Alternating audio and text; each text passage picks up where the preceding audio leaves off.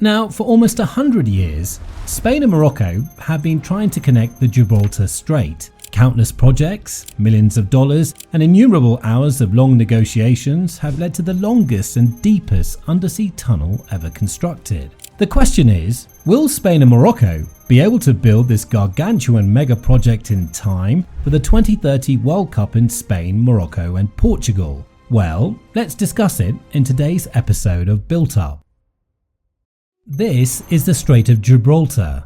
In ancient times, it was known as the Pillars of Hercules, which marked the edge of the known world. 2,000 years later, not only have we explored beyond the Strait of Gibraltar, but engineers are planning to connect the two continents via tunnel or bridge. The strait connects the waters of the Atlantic Ocean to those of the Mediterranean Sea, and it's the shortest distance from Europe to Africa.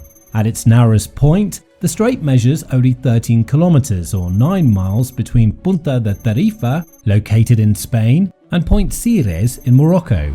The Strait of Gibraltar is shared by 3 countries: Morocco on the African coast, Spain on the European coast, and the British Overseas Territory of Gibraltar. There are 3 ferry routes from Algeciras to Tangier, from Tarifa to Tangier, and from Algeciras to Ceuta. But what if there was a more efficient way of crossing the strait? What if the two continents could be linked either by tunnel or by bridge? To bridge the gap, literally, Spain and Morocco appointed a joint committee to determine if it would be possible to link the two continents. After the kings of Spain and Morocco signed the common Hispanic-Moroccan Declaration of Fez on June 16, 1979, efforts to connect the continent began. First came the creation of SURPASS, a corporation fully funded by Spain, whose sole objective was to promote the crossing. Later, the much larger Euromed transport project also resulted from these efforts. In the past, several engineers worked on developing different bridge types that would allow humans to cross the bridge. Professor T. Lin came up with a bridge that would be 2 times longer than the current longest bridge span.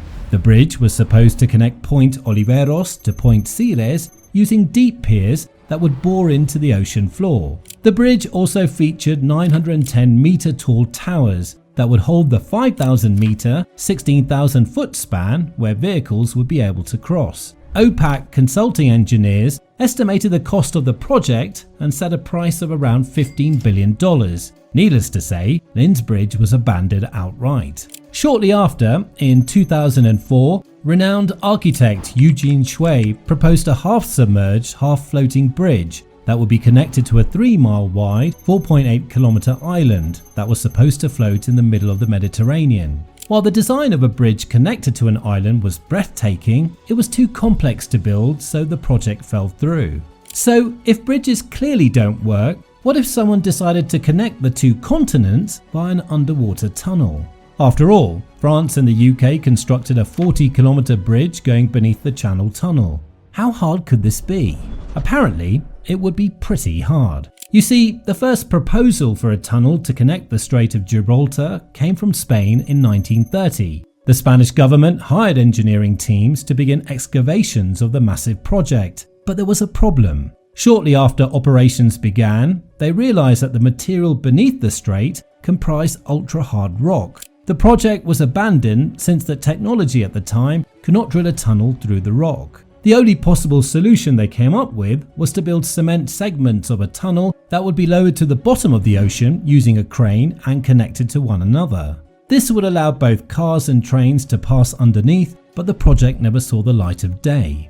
For around 70 years, the tunnel project lay dormant. Then, in December 2003, Spain and Morocco began looking at ways to connect their railways through an underwater tunnel. But they came into some major problems. You see, unlike the Channel Tunnel connecting the UK with France, the Strait of Gibraltar is very deep. Swiss engineering and design company Lombardy Engineering Limited realized that the depth and the unstable geological conditions of the Strait of Gibraltar make it nearly impossible for the two governments to build a tunnel. And that's because, beneath the narrowest point, the strait's depth reaches 900 meters or 3,000 feet. That results from the African and the European tectonic plates meeting right in the middle. If they decided to slightly west, the depth would only be 300 meters or 1,000 feet. But then again, the route would be much longer. It would be around 23 kilometers or 14 miles, connecting Tarifa and Tangier. Some estimates say that the tunnel is going to be 34 kilometers or 21 miles in length when fully constructed. And again, the project was postponed indefinitely until 2023 rolled around. Just as Morocco announced its high-speed railway line from Casablanca to Tangiers, Spain opened negotiations about connecting Madrid's high-speed railway to that of Morocco.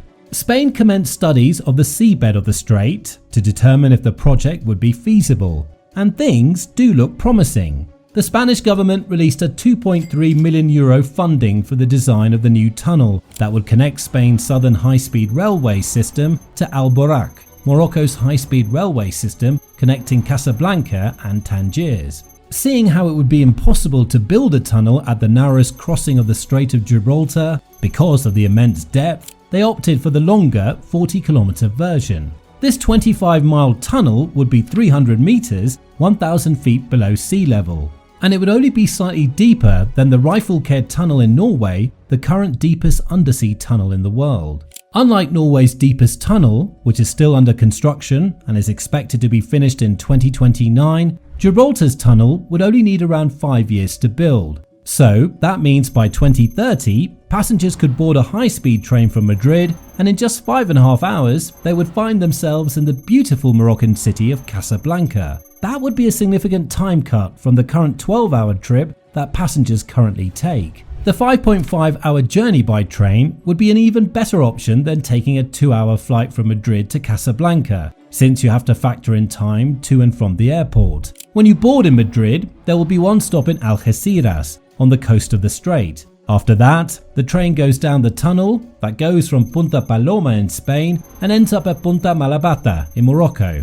The first stop on the other end would be Tangier, before finally reaching Casablanca. The whole journey would be just 26 miles long, with 17 miles of rail line undersea. Sesegsa estimates that the undersea tunnel could service about 12.8 million passengers every year. While there are no official cost estimates, some experts say that the project will range from 6 to 8 billion euros and it will be complete in 2030. And speaking of 2030, there's another reason Spain and Morocco are rushing to build this tunnel. You see, the 2030 FIFA World Cup will be held in 3 countries simultaneously: Spain, Portugal and Morocco, across 2 different continents. It would be the first time in history that 3 countries on 2 continents will host the World Cup.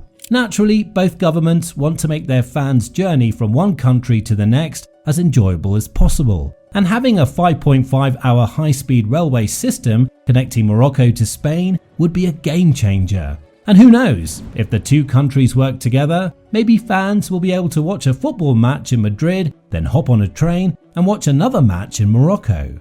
So, do you think that football fans will get to travel from Madrid to Morocco through an underwater railway by 2030? Now, here's another video megaproject enthusiasts enjoyed watching. Bye for now.